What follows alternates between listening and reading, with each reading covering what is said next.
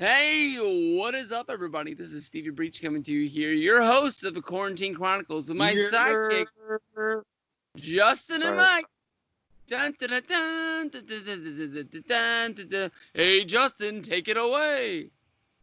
So we're talking about the biz today. We got Breach on, we got Mike on, obviously. Our episode 31. We got a guest, first ever guest on the podcast.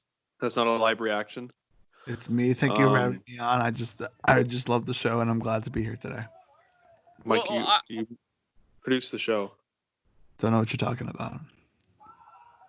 I can honestly say that this was my most anticipated thing that you guys were going to talk about. I requested this many times for us to finally break the ice and get the biz out in the open.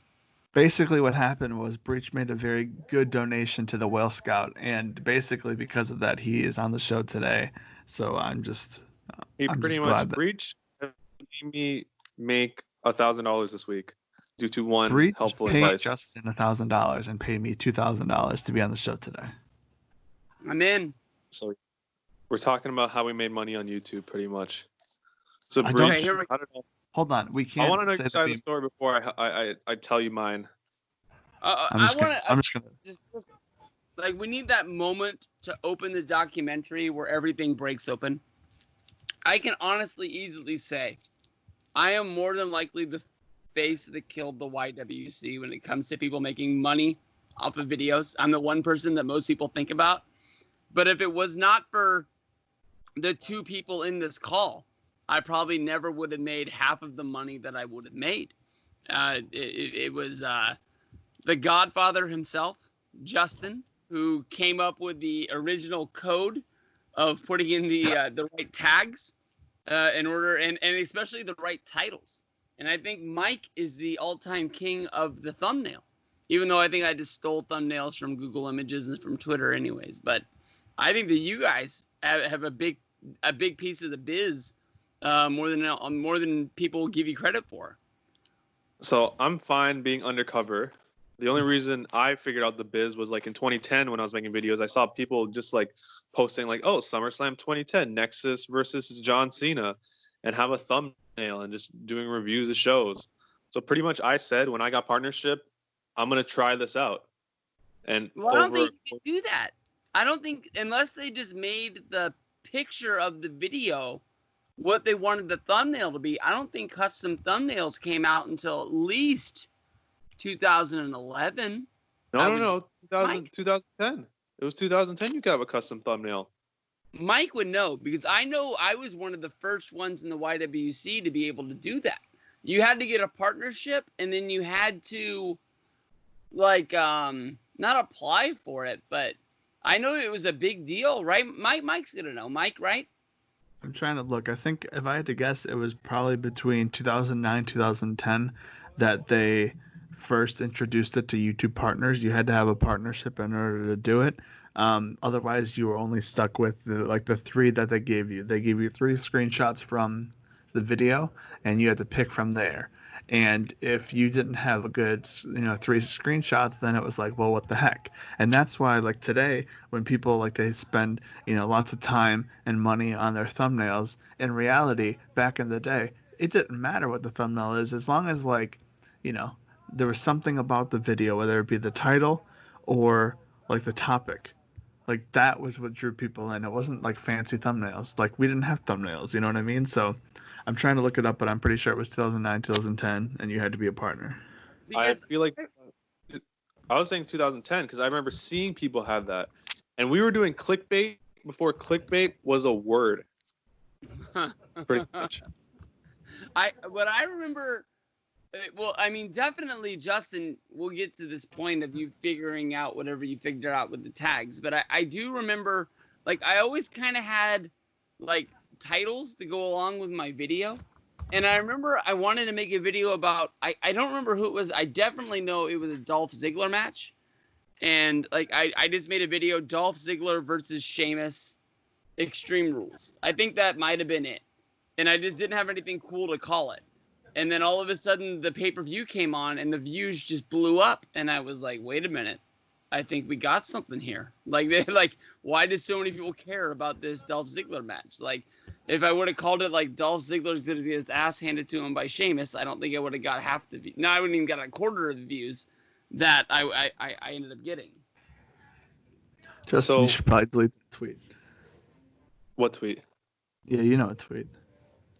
No, I don't know what tweet. I think you know what tweet. Okay, I'll delete it after. Don't worry. So what I discovered this was, okay, so when I got partnership, I realized I could change all the thumbnails. So what is that? I think it was August or September. So like I literally went through every single one of my videos and I customed every single thumbnail I had. It probably took me like a day. I did the first chance. I was all in. What do you mean? I did the same thing. As soon as they said, "Hey, you can change your thumbnails," I was like, I went and did all of them. Yeah, literally. So I noticed my first hit was I think no. I think it was Hell in a Cell, where like, yeah, it was Hell in a Cell, and that arch thing happened. And I think I got a bunch of views. But the big one I hit was Rock Cena defeat Awesome Truth. I got like 100,000 views on that.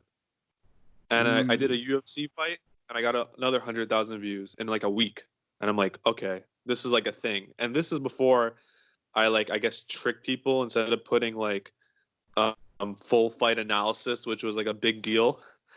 I used to just put review. So that was it.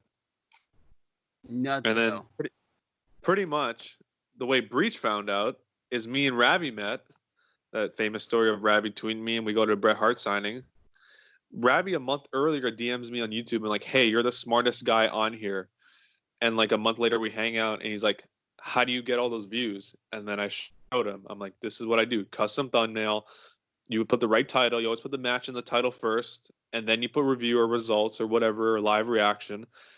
And you put the right tags. You always put the wrestlers' names, full fight, show, match, review, results, like highlights, like all that. And usually it will come up right away in the YouTube front page when you search it, like Orton versus Cena. Like hopefully it's like the first one there, top 5. And then people will just click on it, assuming it's a match. There you go. Money in your pocket. So like people think, I was gonna say, people thinking that we're like rich. YouTube was pretty much paid for our trips and all the nonsense we probably bought. Yeah, easily. Mike, like everyone's like, oh. Where do you fit on the thumbnail game?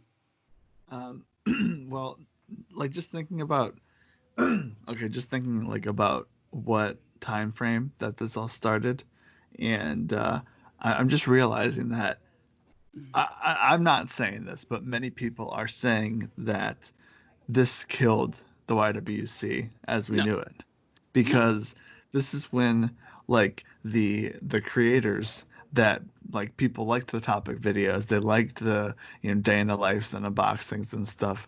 This is when they saw the dollar sign and they went for the dollar sign instead of the creative talking about wrestling, because like if you know what I'm saying, like the clickbait took over. I can easily say that if I wasn't doing this, there would have never been probably never been a WrestleMania 28. There never would have been a SummerSlam. There definitely never would have been day trips to fucking Phoenix for the Royal Rumble. Like I think that many people who liked those videos benefited from us making these ones. Like for me, there would have been a 30. There wouldn't have been a 32. 34 was like the first trip I paid for, like my wrestling trip. There would have been all those plaques that I bought, like all that chaos. There wouldn't have been. I never would have went to Extreme Rules 2012. I never would have went to SummerSlam 2013. And yeah, probably a lot of other things I can't think of right now. But like that helped pay for a lot of things. Justin didn't go on the trip to Santa Clara with me and Mike, but do you remember how I opened up my Monday videos after WrestleMania 31? Yeah. Yeah. It was like you just all my videos and be like, oh, that's 100,000, that's 200,000. That was me honestly being jealous that I was not home to make those videos. And if I didn't stay home, I wouldn't have paid for my WrestleMania 32 travel package. There you go. That's a good way to put it. Like literally that one day of WrestleMania, making all those videos over the course of like a week, preview, review, results, all that equaled one WrestleMania trip travel package in Dallas. Mike. Yeah. For the people to say that you kill the YWC, do you honestly think that for the 75% of the people who found my video who didn't want to see my video, do you think that there's any number of people who found my video who ended up caring about what I had to say? Do you mean like with the clickbait? Yeah, do you think there's anybody who clicked on it was like, oh, well, I'll just listen to what he has to say, and they're like, oh, I want to subscribe to this guy and see more wrestling videos? No, like they saw it and then they left. Like they saw. I think one person, not even one. No, because I definitely think so for me, because like my subs went from 2,000 to whatever 8,000 in a course of a couple years. I don't know what to tell you. It's no like that like zero people to get that play button. If anybody out there can subscribe, I'd really appreciate it. 75,000 short currently. It's coming though. It's coming. What about that Ruby play button for like the what is it, like 10 million? 10 million? We're not. There's no wrestling channel that's getting 10 million other than like AEW, maybe the next one, if that. I was on pace for it at one point, but I think I've stalled out. I think the real thing that killed the YWC was when like WWE and when these like high level like companies started to make wrestling videos, because that's when they started to make like the top 10 wrestlers that did this, like, you know, like top 10 wrestlers backstage, like they, when companies started to get aware of wrestling is when it went downhill, because like the lone creator wasn't as popular anymore because of the companies that were like trying to bank off of what, you know, people like you guys did. When not like WWE clickbait stopped, stuff, like but WWE did an unboxing one time of figures, and I was like, "What is this? you are what Yeah. 2K14 unboxing?" I remember that of like the Undertaker coffin thing, like what you get inside. I'm like, you guys can't do this. What do you honestly think about that WWE killed it just by doing the network, and instead of having to buy I don't even know, $40 pay-per-view, it's just $10 a month.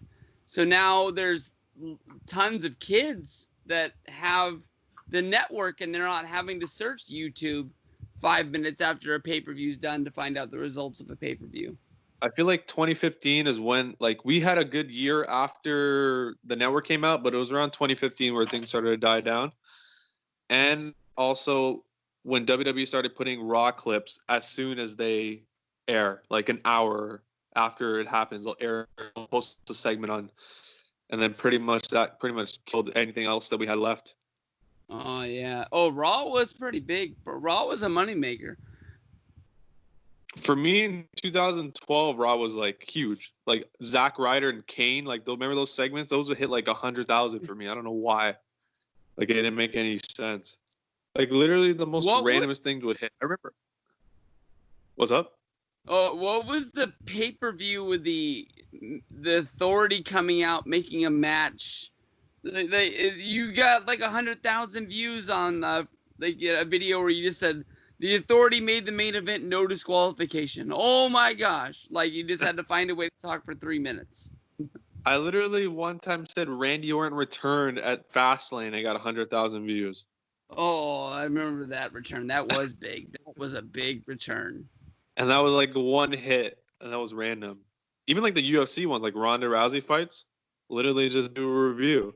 One time I did a review on Miguel's channel because he wasn't home, and it had like 40. I did that for him a lot, yeah. So yeah, it's just you get the comment, not this fuck again, like when your face pops up on their screen. Like I feel like YouTube, like our stuff was getting boring, and it was just like, all right, time to cash out. Hopefully, I feel like it kind of revived us, keeping on like just do videos, you know. I like my UFC ones. I used to take notes. I used to like be serious about them. Like I used to try, and people still hated them. So if it wasn't for you making money, do you think you would make YouTube videos to this day? I still do, and I barely make any. Like I make less than $100 a month now. If something's fun and I want to talk about it, like they're gonna have a Money in the Bank match on the fucking roof, I'm in. I want to talk about it. But like, I mean, I'm not gonna sit down and look at all the news stories and make a video about WWE's gonna push the revival. And like, you know, I used to be able to make that video, you know, 3 days in a row, and I could talk about it for 3 minutes and be like done. And now it's like I have no care to talk about that. If I make a video, you know that I honestly care about it big time right now. I was gonna say, so 2010 is when I found you. That's when you obviously started making videos. I feel like your Nexus videos really blew you over. I feel like that's when you started like getting lots and lots of subscribers. Garage with the toys, yeah, those were awesome. But that was something that like I think that's what like sucked me back into wrestling big was Nexus. I think that's what made it like real to me. Like instead of just a TV show that I watched, that was like I want to know what's gonna happen next. They killed Bret Hart in a limo. So is that like your favorite? Is that your favorite time in YouTube? What's your favorite time in YouTube out of the 10 years, I guess? The beginning was real fun because I mean everybody was you were looking for something to set you apart from everybody else. I remember making the videos while I was barbecuing. Those were really fun ones to make. But I think that honestly, like, because I still don't even really know how I got inducted into the clique myself.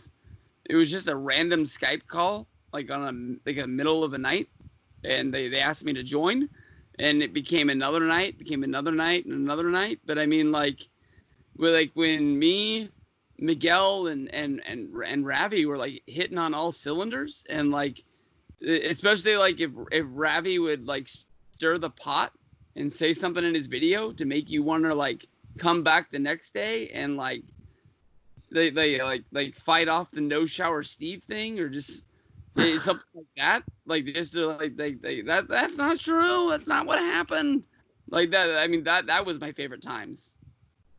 He knew what he was doing. So 2010 summer, 2011 first WrestleMania trip. Oh yeah, probably the peak of Breach. Oh, man, we were so young, we had no clue what we were doing on those trips. Like that first trip is horrible. The only thing more horrible than that trip was my first trip at 26. Breach, I've watched that video. I feel like you inspired, like, you, Ravi, Miguel inspired, and Luke inspired people to go to WrestleMania because of that 27 trip. Like, unintentionally. And like, I think that, like, what doesn't get a lot of love is Miguel made a video. I think that's the reason why we all made videos, was Miguel's video from 26 when he went, and it's like he filmed like honestly probably less than 2 minutes worth of stuff, and most of it is him and Luke walking across a sidewalk and going down an escalator to go to Access. Like it's like the worst day in the life of all time, but it's like you were like, oh my god, the Access is in there. I gotta get in there because you don't know what it is because you've never been there. Yeah, like I could honestly say I've watched that 27 Mom series at least like 20 times. Like I remember like my friends would pick me up like, oh, we've been there for 45 minutes. Like, oh, I could throw in the Breach Mom video of like you eating cereal to like the end of the video when you're like, I'm not going to Mania next year. I'm out. Fuck this. 28 sucks. And then 28, you make an hour-long video. Yeah, it's like Cena's not gonna win the Rumble. He's not gonna win the Chamber. He's not gonna mean anything come January. What the hell? Maybe do that Kane feud. Embrace the hate, Cena. Mike, yeah, anything to say? I Mike? I'm just thinking, and I'm just like looking at the videos that I made. I'm stealing Mike's shine, but he's got more of the biz than he's letting people know. He did a lot of the behind the scenes work. He did a lot of the stuff. He sent me a lot of tips. I got a lot of texts. He actually set me up for my release video that I made last week or whatever the heck it was. He sent me all the names. I mean, like, when it comes to the clickbait videos, it's not that I hated those videos, but I hate those videos because those are just like, to me, it's like, I tried to rarely make them. When I made them, it was like a joke, like, oh, gotta hit that 301, But when it comes to like, man, I forgot about 301, dude. 301 is the number. 301 plus is the name of the show. It needs to be episode 27, or no, we're on episode like 29 now or something like that. Episode 30. Whatever, 301 plus. That's it. That's the name. 301 plus. Like, you hit that, if you upload a video and then within 10 minutes it says 301 plus, you're getting good gold. And you're like, and you don't even know what number's gonna hit. Like, eventually it's gonna refresh in a couple hours, and maybe you'll hit 20,000. Maybe you'll hit like 200,000. Sometimes you never know. Like, that 301 plus, it was like a gamble. Like, oh, I hit 301 already. Like, I don't think personally, from my sake, I felt good about like the few times that I did like those kinds of videos. What do you mean you didn't feel good? It's a fucking YouTube video. Like, what? Looking back, it didn't do anything for me. All it did was it raised the view count. Back in my pocket, and I got to go to the bank and put it in. Yeah, but that's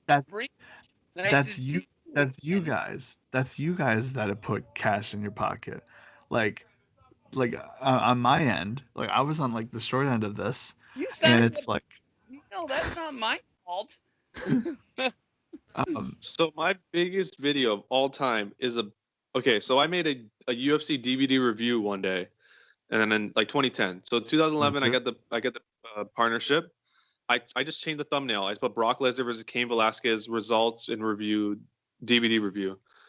It happens to get a related video of the next fight Brock Lesnar has, and then it shoots up 300,000 views in 1 month. Yeah, that was big. That was really big. Yeah, when you get the videos, now it's hard to do that. They don't let you do that. Yeah, like, because they have so many videos that just relates to their own shit. But like that video now has 1.9 million views. I definitely know the best day I ever had. What was the Rumble that Roman won 2015? Before 13? Oh, I'm sorry, before 31. I woke up in the morning. I thought it was just a normal day. I wandered down the hall. I clicked on to see how the videos did, and I saw that I had made, I don't remember the views, but I remember the cash I made for that day was $1,800 in a day. And if you're going to tell me that it's not worth it to make those videos after getting $1,800 for 3 videos, that probably take one I made on the drive home from watching the show that was like 15 minutes. And then I probably made 2 3-minute videos after that. You got to be kidding me. I think you'd be doing those the rest of your life chasing that high. It was like you just happened to hit like 777. Yeah, like it just, the world came together. And if you typed in Royal Rumble 2015, my videos were at the top of the list, and everybody in the world was clicking on them. I have no clue how it worked. If I knew how to do it, I'd still be doing it today.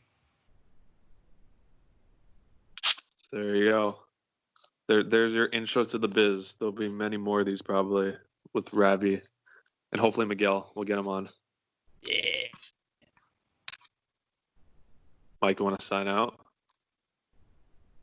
You want to ask the question of the day?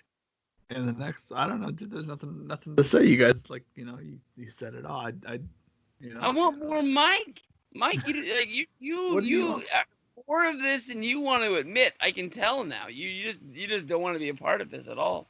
I like I'm just sitting here and like in the moment, like that was like everybody was trying to hit those. Like everybody was trying to do those videos and like that was like the big thing. But now that I sit here and I just think about like what it did, like if I would have spent um like that much more time instead of making like like a 5 minute like talking about something I didn't care about video and uploading it just so I can like get it and be the first one. Like at the time, yeah, that was like that's like a high that you want to chase like all the time. But looking back on it, it's like what like knowing what it did now, that like we're in a world where everything is like clickbaity.